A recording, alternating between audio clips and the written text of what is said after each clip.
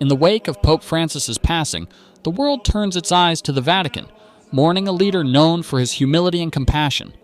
But as the Catholic Church prepares for a new chapter, a film is offering a timely and thought-provoking look at the complex dynamics of power within its sacred walls.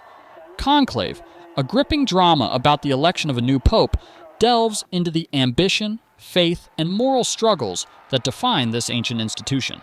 Director Edward Berger sees Conclave as more than just a story about the Vatican. It's a universal tale of power and human nature.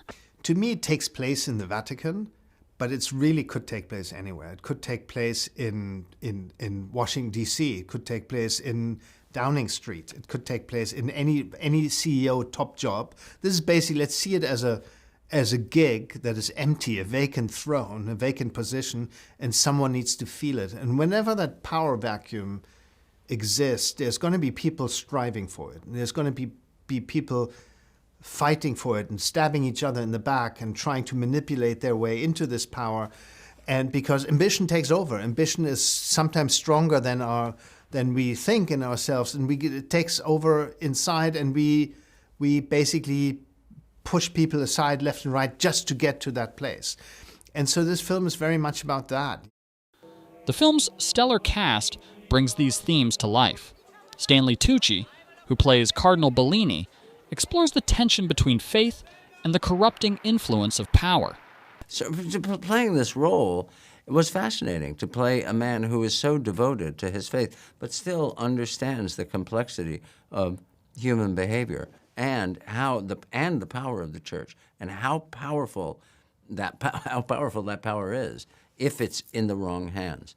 And that is Bellini's, and that is his quest, to not let that power fall into the wrong hands. Ralph Fiennes, portraying Cardinal Lawrence, wrestles with the film's central question: how does one maintain the purity of faith within a sprawling power structure? I think Lawrence as a man is acutely aware of the challenges of how do you keep the simplicity of the teaching, the directness of the teaching, when you are part of a huge power structure. But the power structure is meant to be a guide.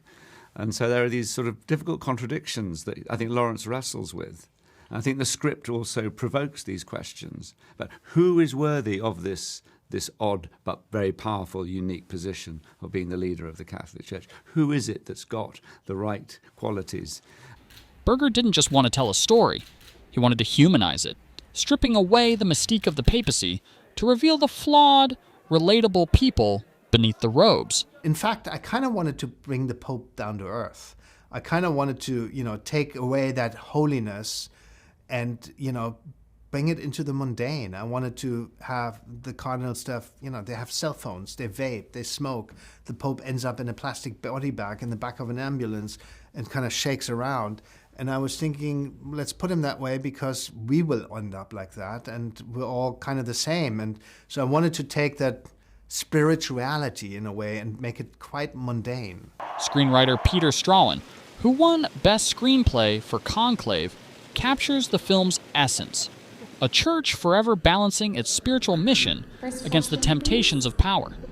I kind of feel like the core message of Conclave, which is about the church always having to refine its spiritual core because it deals so much with power. That always being a kind of a careful, difficult balance, and it has to constantly go through this check and this purification. As the world mourns Pope Francis, Conclave arrives as a poignant reminder of the delicate dance between faith and power, and the eternal quest for moral leadership in a world that often forgets its soul.